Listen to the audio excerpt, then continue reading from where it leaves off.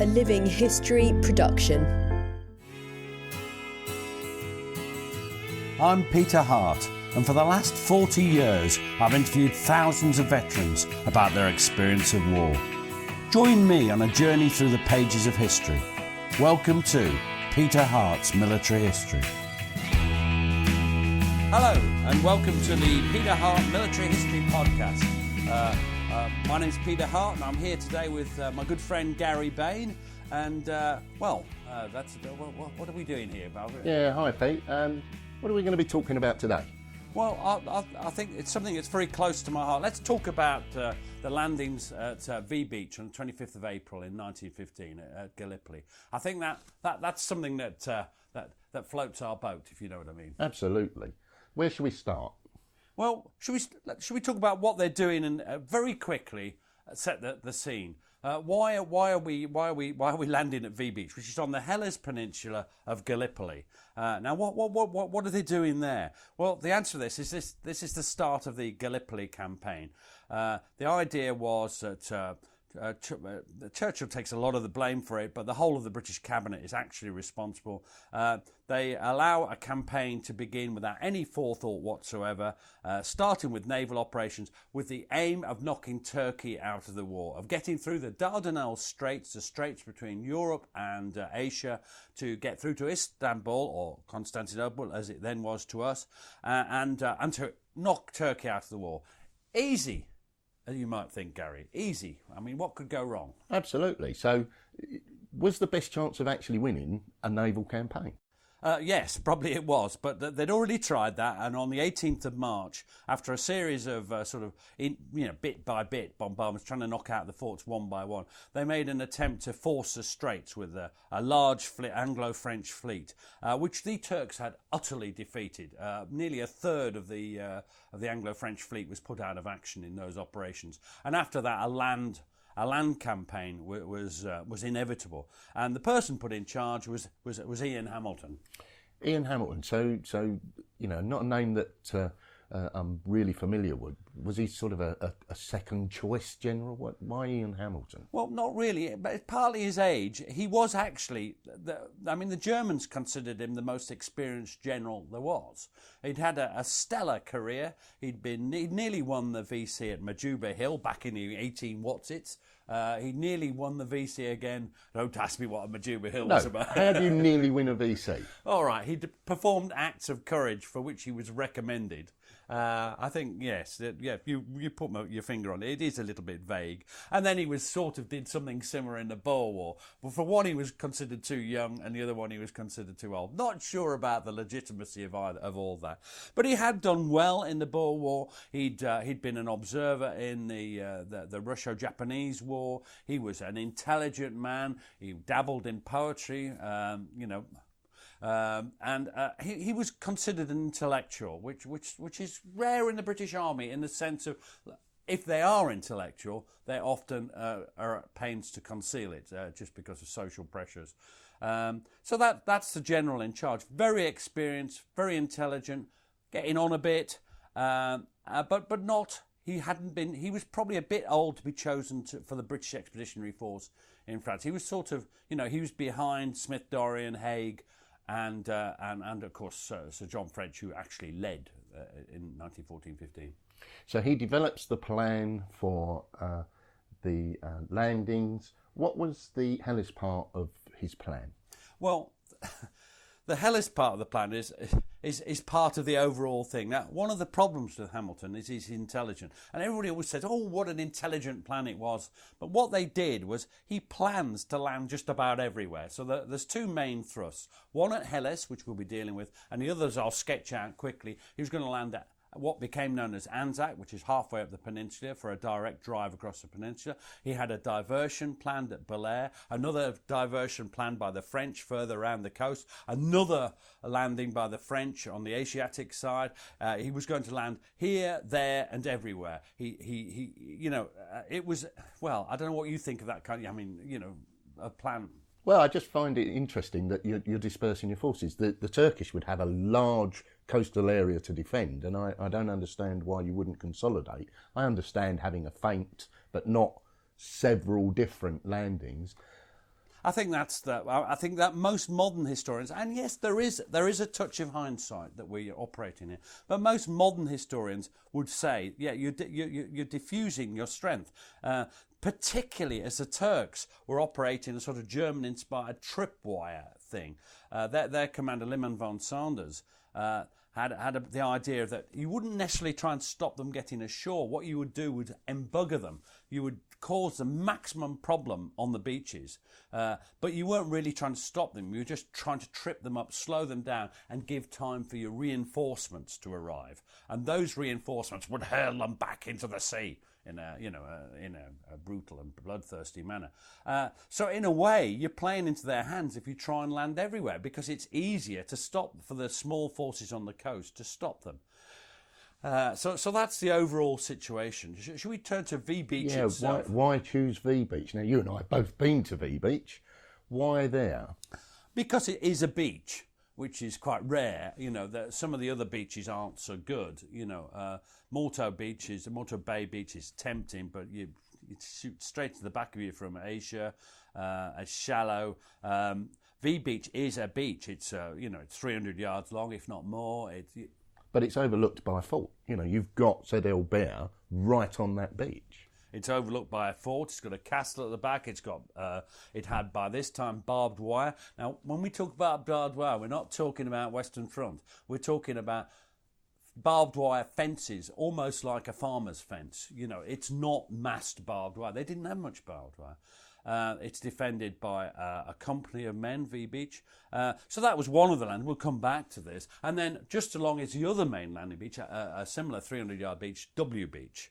They're just given letter codes. And then they're ever more complicated. There's also landings going on at S Beach to the just around the corner from V Beach. That is inside Morto Bay. And then they've got another landing at X Beach, just further up from W Beach, and then another really mad landing at Y Beach. Y Beach, it's nothing but a bloody cliff, as they said.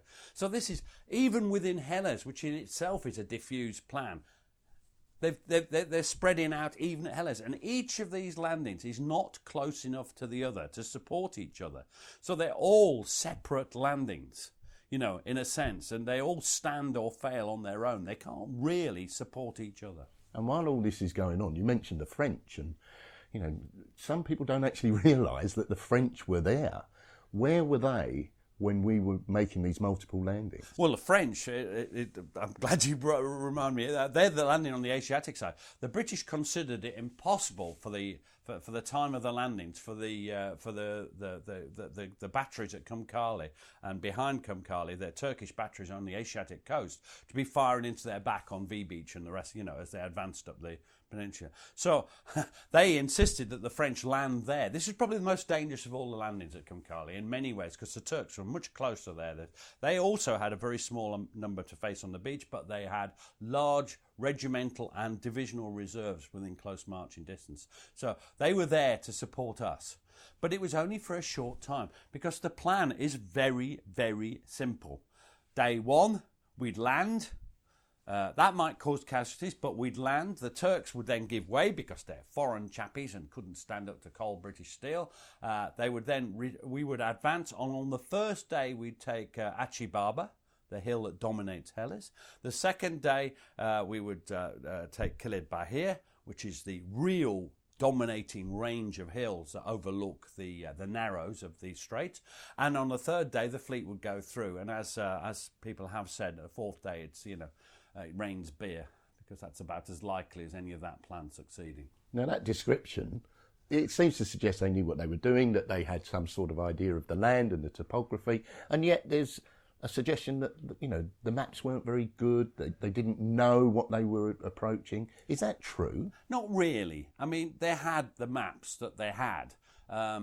They had the maps that were made by the French and the British before. The French, and topography doesn't change. I mean, were the maps accurate? They were accurate-ish. But the point about this is you can only have the maps that there are.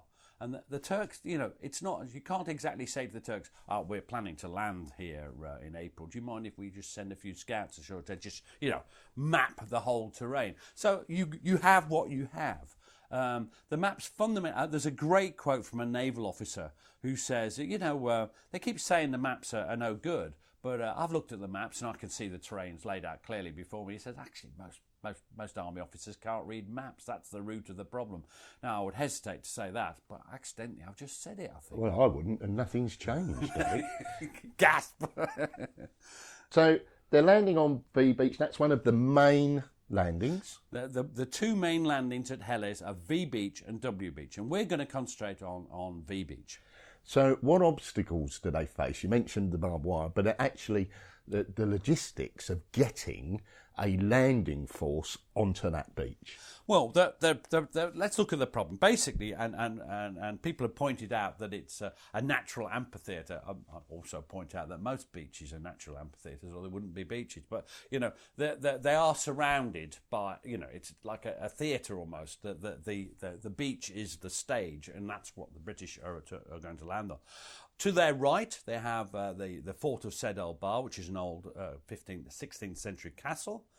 What's left of it. There's a village just above that. At the back of the beach is a fort, a castle, which no longer exists, strangely, but at all. You can't see any trace of it, but it's there in some of the pictures. And then on the left, you've got Fort Number 1 at the top of basically a cliff, and then you've got a line of trenches all the way round. But before we start thinking, oh, this sounds impregnable, there's only one company there, only one company of the 3rd 26th Regiment. And actually, there's only one battalion, i.e. 1,000 men, Turkish battalion, to defend the whole of Helles. There's a platoon also at S Beach, but let's just leave that out of it. That's from another battalion. But fundamentally, one battalion to defend the whole of Helles against a British division. So 12,000 infantry before you go on to all the supporting arms. So, it's a serious proposition landing on this beach. Let's not, pretend it isn't. But there aren't many men defending it. Especially when you think of, you've got your command headquarters, you've got to keep a reserve. So the Turks will have a reserve. And it's quite a big beach, so you spread out, your 250 men, remove you've got about 200 men firing on the beach, so it's quite interesting. And how did they decide they were going to overcome that sort of obstacle? Where did the plan develop to get the men to the beach? Well, the first plan is to land a battalion, 1st Dublin Fusiliers, fine body of men, and soon to become fine bodies of men, as the old joke goes. And that's literally true in this case. That they were to land from strings of rowing boats. They'd be towed in by a little motorboat, then cast off, and then they'd be rowed in by Jolly Jack tars. One of the things is, of course, no soldier can row. Certainly not at that time, and probably not now. And they would row into shore and land. Sorry, can I just ask, we've been to the Dardanelles. The current is... shall we say, somewhat challenging. Rowing what sort of distance in that current? Basically about 100, 200 yards, just the last 100, 200 yards into shore. But people, that's the plan. And they're going to land on the beach, and then a company are going to land round the corner. Well, let's forget them because they just get slaughtered eventually. But mainly they're going to land on the beach, And this is where it's quite interesting because there's a couple of British officers who are real, to me, heroes, and one of them is Commander Edward Unwin. Now he was commanding almost a yacht. Well, it was a yacht. It was a communications yacht, HMS Hussar. He'd retired before the war. He was quite an elderly gentleman. He was 51. Gosh, wow, very old. Very old, yeah. And now Unwin hears about these plans, and he says, "Hang on a minute. They're going to land on this beach, they're going to get shot to bits, no. And he comes up with the idea of the River Clyde, and his idea is brilliant in my view, but brilliant idea doesn't mean it's brilliant in practice. And the idea is that you have a converted old merchantman, the River Clyde. You convert it to take troops. You cut holes in the side and put gangplanks along the side, and they meet at the front, and then you have barges to come and provide a sort of bridge from the front gangway of this adapted merchantman to the shore. And that's his idea. And then you have 2,000 or 3,000 men on board, the 2,500 it is, aboard the Clyde, and they'll open their doors, rush down the gangways, onto the front, onto the barges, and ashore. And this allows them to have a mass of troops getting ashore quickly. They can have 10 or 12 machine guns. It's never 11 in any of the accounts. It's always 10 or 12 machine guns to provide a massive machine gun fire to swamp Turkish defences. And you can just have all your stores and everything on board. It's almost like a modern landing, like HMS Fearless in the Falklands or in the Intrepid. It's a sort of early version of that. And that was Unwin's plan. And as it was his plan, he was given command of it. I've heard it described as a Trojan horse. Husky. Well, yes, Trojan horse. I mean, that's the thing, isn't it? Because all these officers, public schoolboys, look, that's unfair. A lot of them are, aren't they? And they have these. They've all studied the Iliad or whatever it is, And yeah, you had Rupert Brooke and the Romance of Troy and all of that. Yeah, Rupert hadn't quite made it there. Unfortunately, he sadly died from an insect bite, which is very romantic, and septicemia, which is less romantic. But they have this idea, and you make a joke of it. The idea of the Trojan horse is a bunch of Greeks.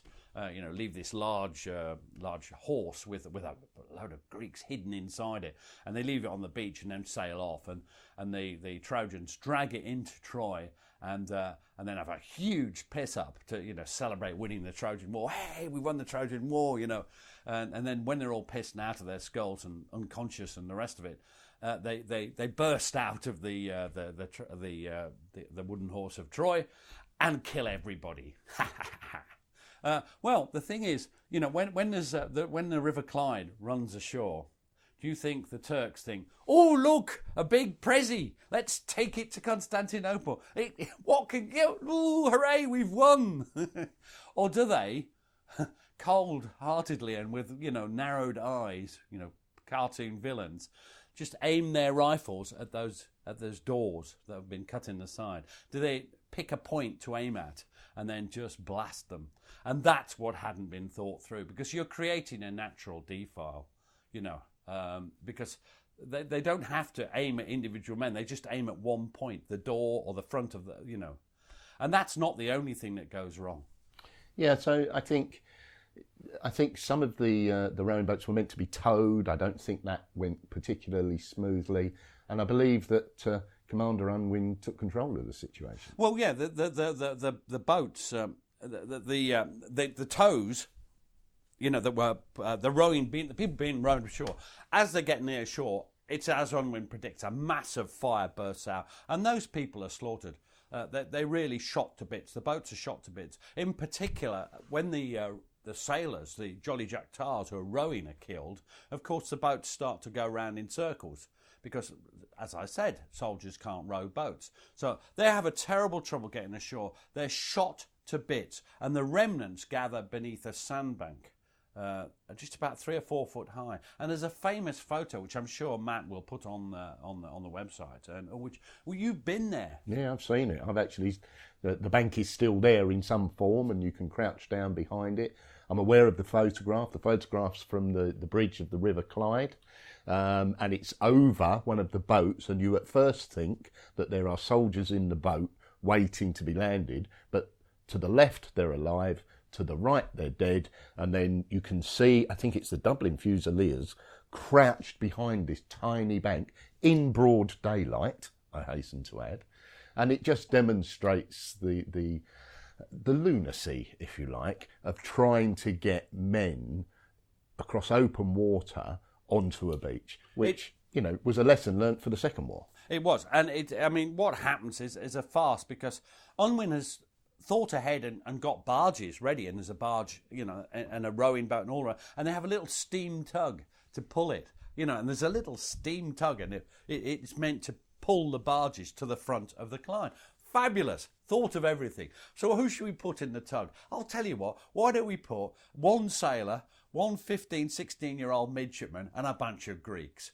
Now, with the best will of the world, the Greeks aren't in this war, they're neutral. And when everybody opens fire, what do you think they do? Well, they batten the hatches down, go below deck, and refuse to come out. And who can blame them? What happens to the thing? It goes off to the left. You can just see the back of it in the picture. That means that there's no way ashore properly from the gangways to the thing. And you know, the Clyde, people think it ran ashore, but actually it had kerfuffles coming in. It was quite a way out. It's 80 to 100 yards offshore. You know, the water's 5 or 6 foot deep, probably more. So how do you get ashore? And so Unwin's observing this. It's his plan. So he must have had some sense of ownership of this, and he takes action, I think, with an able seaman. What does he do? Well, I've got nothing but admiration. It's his plan. He's been put in charge of it, but he's an officer who takes responsibility when things go wrong. His plan has failed. He hadn't thought it through, that no one had thought it through. They hadn't got a bridge ashore, a way of getting ashore. So he, with an excellently named sailor called William Williams, I think it was, who's taken a demotion to go with his... from the Hussar to join him on this thing. They just jump into the water, they tie a rope from the barges around them, and they form a human anchor on the rocks. And all this under, and they actually create a bridge to get ashore for the men on the ship. It is quite amazing what's happening here. I mean, it's a real one man making a difference. The army love to talk about this. You can make a difference. You can personally make a difference if you really try. And that enabled the Royal Munster Fusiliers to make the first assault from either side of the River Clyde. And I believe that Unwin was dressed in his whites. No, that's later. That's when he goes back on board and changes to go and rescue people. Yeah, But yes, later on he is. That's right. And the famous picture of him is in his white. The famous model of the picture of the model. Now. The Dublins were meant to come out. It runs ashore, 6:22? I think. No, I can't remember. It runs ashore anyway at some time or other. They were in Lowley, 6:22, and they go ashore. And there's an account. I'll just read you one account from. There's two. One from the boats. This is from Sergeant Colgan of the Dublin Fusiliers. He's in the boats. This shows the two ways of getting ashore. And this one, there were 32 in my boat and only 6 escaped alive, including O'Hanlon, who had his hand blown off. One fellow's brains were shot into my mouth as I was shouting to them to jump for it. I dived into the sea. You know, that's what's happening in the boats. It's awful. Well, that quote makes me feel almost sick. It's just horrible. And then on the boat itself was now what is his name? Guy Geddes. Of course it's Guy Geddes. And here's a quote from him. And I wonder if when I read this, whether you notice anything about the tone of it. This is Guy Geddes, and he's going down the left-hand gangplank out of the Clyde onto the bridge provided by Unwin. He says this: "We got it like anything. Man after man behind me was shot down, but they never wavered. Lieutenant Watts was wounded in 5 places and landing on the gangplank, cheering the men on with cries of 'Follow the captain!' I think no finer episode could be found of the men's bravery and discipline than this, of leaving the safety of the River Clyde to go to what was practically certain death. I dashed down their gangway and already found the lighters holding the dead and wounded from the leading platoons." And what do you notice about that? Well, it's all about him. So following him, the bravery of the squaddies following their noble officer from the boat. And I think that's it. And it's that. Do you know? I don't mean I have the highest regard for Guy Geddes. He's a great officer. But it's interesting that the different ways of saying how great you are is by saying how brave the men who follow you are. And that's a thing you get from 1914, 1915 accounts. It does back off after that. He was an extremely brave officer. They're shot to bits. Some of them get ashore. They join the rest of the Munster Fusiliers, the Dublin Fusiliers under the sandbank, and they try and move right up to the castle where Geddes is wounded in the shoulder. Now, one thing, who's shooting at them? Yeah, I mean, I'm going to, if I may, introduce a little controversy here. They are receiving enfilade fire from machine guns, aren't they? Well, this is the popular viewpoint, and it's become a real controversy because by our accounts there's 4, 5, 6 umpteen Turkish machine guns resisting the landings, the W Beach and V Beach landings. However, the Turk, and I don't think that this is tenable, despite what I previously thought. Yeah, I think in defeat at Gallipoli, I think you referenced the machine guns, Pete, actually. I do. But one of the things about history is you look at the evidence, you see how it takes you. And I did write that because I was convinced by all the British accounts which referred to machine guns. And so, being a young, naive historian of only about 40 at the time, I put that. Since then, I've been taken aside by various Turkish historians under the guidance of Kenan Çelik and Bill Sellers, two very well-known historians who live out, well, one's Turkish and one's Australian, but they guided me through the Turkish sources. I don't read Turkish. And the thing is, it's quite clear that there were no machine guns there. They didn't have any in the order of battle. Now, people refer to a variety of reasons they could be there, the Turks just didn't write it down. It's as if they were some sort of primitive organisation. They were as big a bureaucracy as the British for running their empire, that they'd been landed from naval boats. Well, we know when they came ashore from naval boats. They came ashore on the 5th, 6th of May. The thing is, I always say, what you have on your side, but it's difficult to know what's shooting at you because you're being shot at. Now, what was shooting at them was up to 200 men firing rifles at them, plus there was some Nordenfelt sort of automatic hand-wound machine guns. Now, I think that might explain what the problem is, because they chew boats to bits, these things. And Nordenfelt 1 inch, there's one outside the Tower of London. Not outside, inside, but outside the Royal Fusiliers Museum. I think they got that from X-Beach. So how do you explain all the accounts? There's lots of accounts, there's lots of quotes from people that were there. It's just you're under a lot of fire. And if you're under fire, they're under a storm of fire. But the point is, the Turkish records are quite clear. And they're also clear about when machine guns arrive and the rest of it. And it's like an answer. It's clear from the Turkish records. Why would they lie? It's not that our chaps are lying, because they're not. But they are mistaken, in my belief. But we might be wrong. But, there are references to hearing it. Soldiers generally can tell the difference, and there are references to hearing machine gun fire. And they can hear a machine gun fire, because the Vickers is just a Maxim with the lock upside down. And they can hear the massed machine gun fire. In fact, I doubt if they could hear anything else but the British mass machine gun fire. And this creates a confusion. Now, people say, will you bet your house that there was no Turkish machine guns there? Well, firstly, the Nordenfelt, in my view, is a type of machine gun. So, And secondly, no, I won't. I've changed my mind once. If people bring forward the evidence, I'll change my mind again. But at the moment, guided by people whose judgment I respect, I believe there were no machine guns on V Beach. Although I believe there was later in the day. Possibly. I don't think so then either now. And that's another thing I keep changing my mind on, whether they brought some up later. I don't think they did. I think that the machine guns are further back, and that, it's just a moot point. Shall we leave it to that? Possibly. There's a thread on something called the Great War Forum that's got 8,472,000,000,000 posts on this, mostly with 2 or 3 people going through the same argument again and again and again. I'd prefer to think that the men were under heavy fire, which I personally, I'm a coward, which any brave soldier would have hated being under, and it was awful. They were shot to bits. Okay, so they're affecting the landings.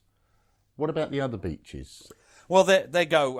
W Beach do quite well, but they try and get across to V Beach, but they can't because the Turks have a fort on the intervening hill. That fort is basically where, not a defended position, is where the Hellers Memorial is, on that hill there, on the crest of that hill. And as you know, that dominates the ground between the two. They get no further. S Beach, they land, they get ashore. There's only a platoon of Turks there. They've got more troops ashore at S Beach than there are Turks in the whole of Hellers.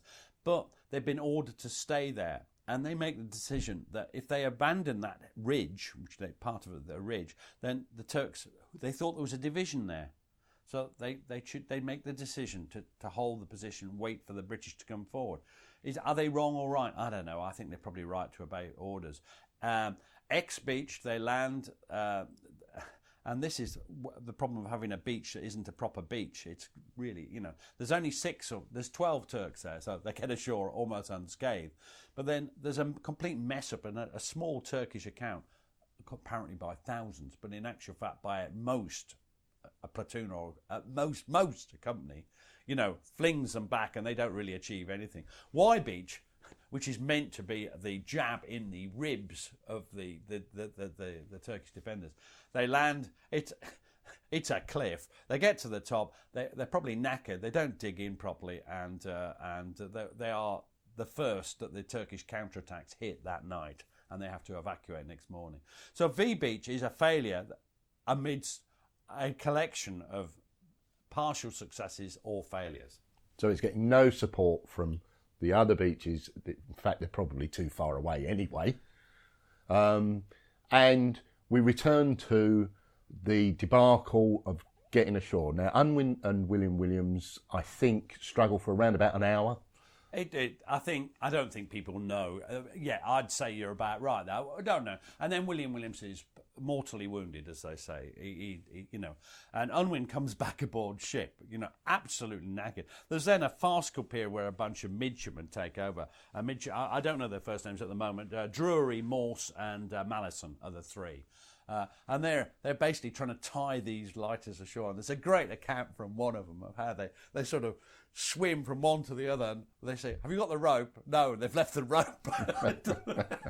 And that's almost like a carry-on film, you just have to anyway. But I mean, to carry on while people are dying, so it's and the landing is suspended, because although they manage to get things together, every time they try to land, the Turks open up on them. They have fire discipline. They're being fired at by the 10, 12 machine guns on the Clyde. So they're keeping their heads down unless something's happening.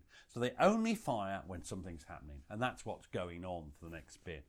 They have another major attempt when Brigadier Napier arrives.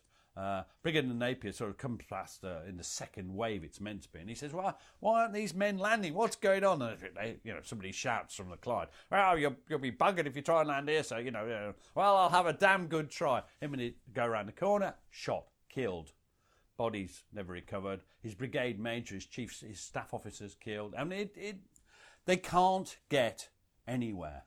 I mean, they're meant to be at the end of the day on Achi Baba, then they've captured from the sea to the sandbank, which is about 12 yards at most. That's all they get. Can we talk about some of the personalities? I'd like to introduce the way the British officers were behaving. So I think there's a quote about a very famous individual, Doughty Wiley, and I'll describe it as Willy waving. Yes, this is the biggest problem. Him and Carrington Smith, who commanded in Hampshire,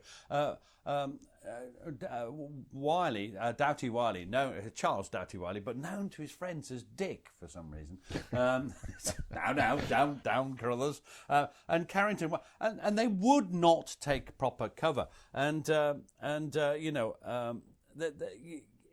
it's really. It's a British Army thing that you don't, damn foreigners shooting at us, and it's sort of, it's the old Australian idea of you adjust your monocle and carry on, and it's stupid. And it is stupid. And they do it time and time again. Unwin is watching. I mean, he's brave, but he only exposes himself, so to speak, when there's danger. As he says about Doughty Wiley, "I could not keep Doughty Wiley from unnecessarily exposing himself over the iron screen, so I gave up at last." and the modern mind has got another version of that, which we won't dwell on. But the point is, that's what they did.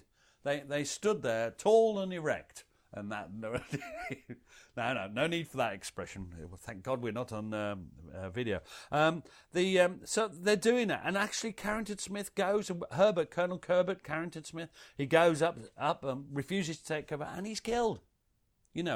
And that leaves Doughty Wiley pretty well in command, because the other officer, Lieutenant Colonel Henry Tizard, he's commanding the Munsters, is not like this. He takes cover, he's sensible, he does his job. But later on, he gets into trouble because he's not behaving like a bloody idiot. And this is he actually gets sacked next day because he is an idiot. He is sensible. He doesn't expose himself unnecessarily.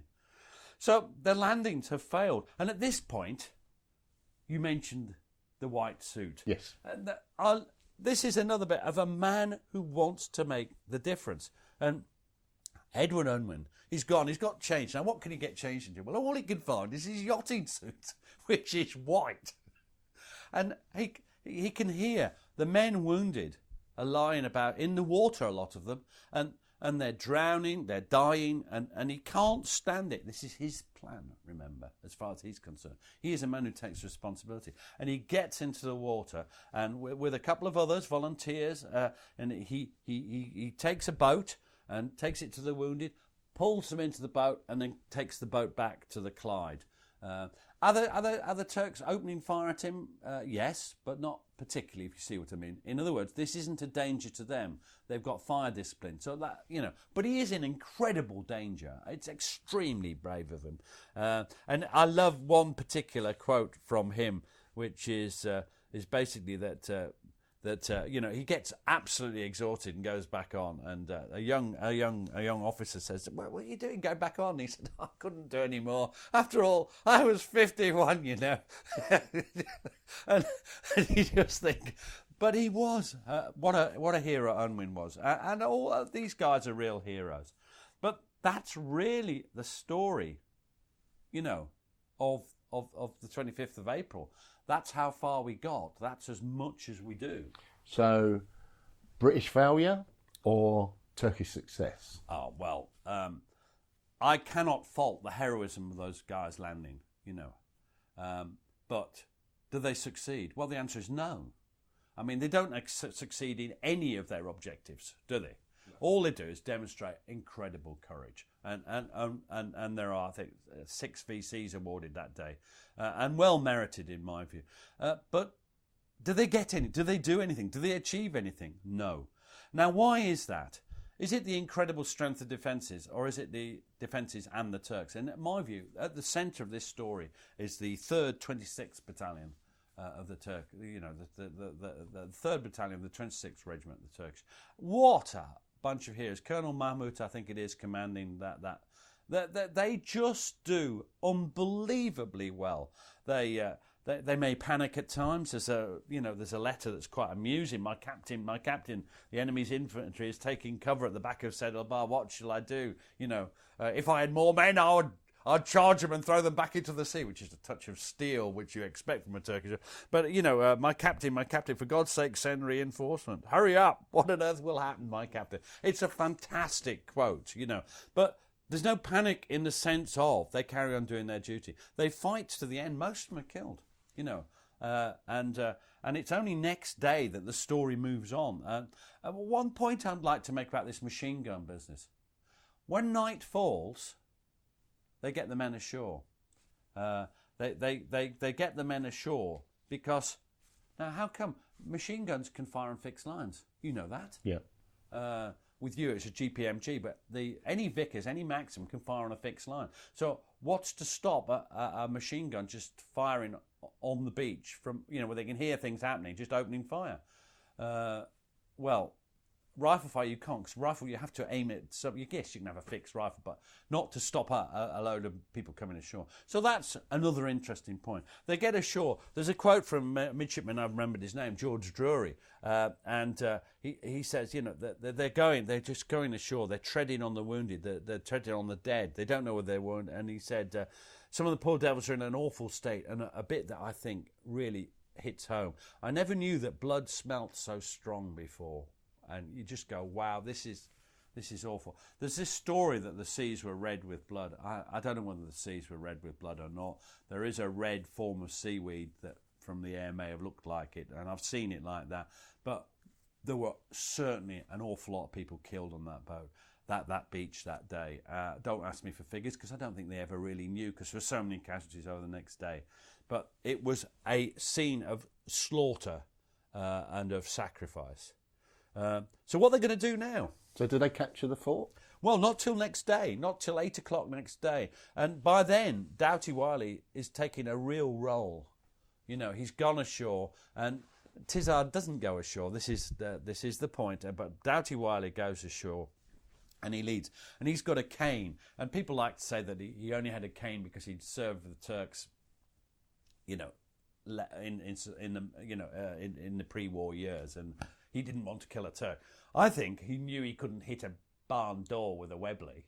He wasn't going to carry a rifle, and therefore a cane makes. And this is the battlefield joke of battlefield guides. A cane makes it easier to point at what you want because it extends your arm and makes it obvious. I think that's why he was carrying a cane. But he shows heroism. But what is great about Doughty Wiley at this point is you can make jokes about him all you like, you can be cruel about him, and you know. But what he does is organise. He is a senior staff officer, and he organises. He gets naval support for bombardment on the village, you know, and the fort at the top, the castle at the top. He organises the Dublins, the remnants of the Dublins, and the Munsters and the Hampshires. They're the other battalion on the ship, and he organises it all, and then he leads it. Should he lead it? Well, one of the other officers says that the men were sticky, you know. And by sticky, what he means is that it's not that they're running away. It's just that they really need leadership. They need motivating. Yeah. Otherwise, they're going to not do anything. And seeing a colonel out front risking his life is good for the men, you know, if you like. So they charge. They take the fort, the Seddlebar fort, and then they charge through the village. He gets a bullet knocks his cap off. You know, it's that much. He's under fire. He's brave, and then they sort of advance up the village. This is Krithia. No, Seddlebar village, immediately behind it. Sorry, I didn't make that clear. And this is where one of my favourite stories comes. Perhaps you know, I know that you like small animals, don't you? Yeah, I believe there were some local cats, I believe, that were particularly friendly. Yeah, I've got I can't read. This is Lieutenant George Davidson of the 89th Field Ambulance. He's coming along behind the front, and he sees a cat in the, and he says, "I was very sorry for a cat that had cuddled close to the face of a dead Turk in the street, one leg embracing the top of his head.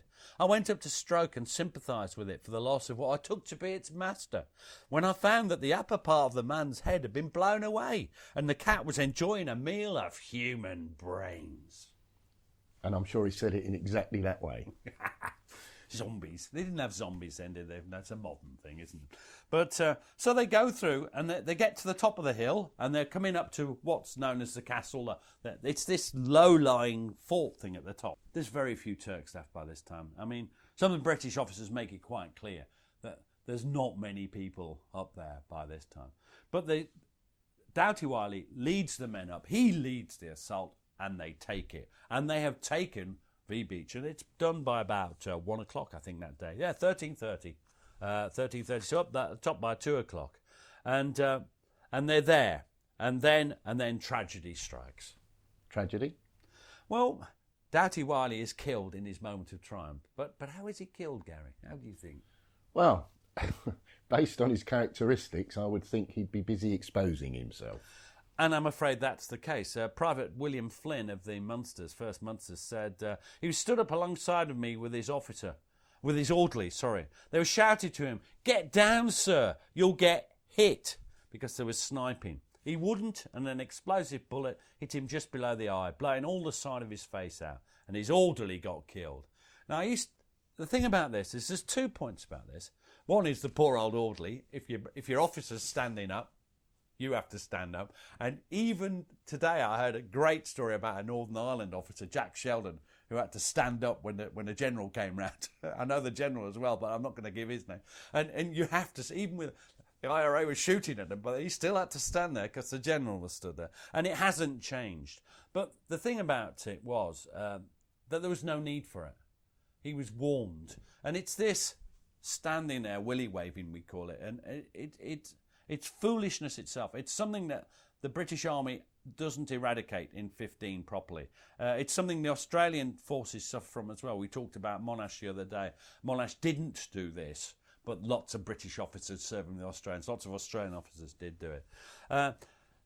But he was killed, and he dies, and he's buried there. We've been to his grave, haven't we? It's, it's one of the very few single graves. It is, and I'd like to touch on, I'm not sure if this is rumour, if this is fact, if there's any evidence, but there is a suggestion that either his wife Lillian or his mistress, who I think was Gertrude Bell, visited the grave on the 17th of November 1915. It's an interesting topic. We heard an excellent presentation on this at the Gallipoli Association conference. And my answer is it was almost certainly his wife, because documentary evidence would stand against the other one. I don't know. I'll be absolutely honest. I don't actually care either. It's not, to me. It's one of those sidelights that sometimes historians obsess about, and which is good fun. And, which is why you raised it, obviously. But I don't know. I think it was his wife, if anybody, who was a very patient woman, I believe, as of course is Mrs. Bain. Yes, absolutely. And just to close, if I may, it's a slight aside. What happened to the River Clyde? Well, the River Clyde, it stays there. It stays there on the beach. And there it stayed for the rest of the campaign under occasional shell fire from across the straits. And then they pulled it off, and it went off to be a tramp steamer. Again, just what it was. And there's one great account during a 1936 visit. All the old veterans are on a ship going off, and the bloody River Clyde passes them. Well, not passes, I think it's going the other way, but they see it. And in about early 1960s, it was getting old, and they were going to scrap it, and they offered it to the British government. But they wanted a sum of money, 12 and sixpence or something. So the British government immediately stumped up. Yes, no. The British government said you can. And that was the end of it. And they scrapped it because the Spanish were true to their word, or Portuguese, whoever had it by then. So that was the end of that. What happens in the rest of the campaign? Does next day they capture Archibald? No, they never get past anywhere. V Beach is an utter failure. It is a really, really bad failure. I think, again, go back to it. They hadn't thought it through, had they? It was a great idea of Unwin's, and he performed brilliantly. But he hadn't thought it through. No one had thought it through. They created defiles, a position where you can just shoot at. You don't have to aim at an individual, just shoot. By the way, rowing boats are the same, of course. You don't aim at, but you just aim at the rowing boat. And they've created the same situation at the front down the sides and the front of the thing. There wasn't enough strength. It was ridiculous. The way they landed. Where should they have landed? I think probably somewhere between the Comatel, in the centre of just to the south of Anzac, south of Gabatepe, between that beach around about the Comatel, right the way through to Suvla. They should have landed their whole bloody force there, possibly with a feint or two, and then gone straight across, taken the Anzac Hills and made a real thrust for Kilid Bahir, which, by the way, was the plan that they'd been thinking of earlier on in 1906 or whenever they last looked at it. V Beach, heroism on both sides, but in the end, one battalion of Turks held back, the 12,000 men of the 29th Division who tried to land that day at Helles. It was their triumph. Well, thank you very much, Pete, and I can't wait until we talk some more. Cheers. Thanks, Gary.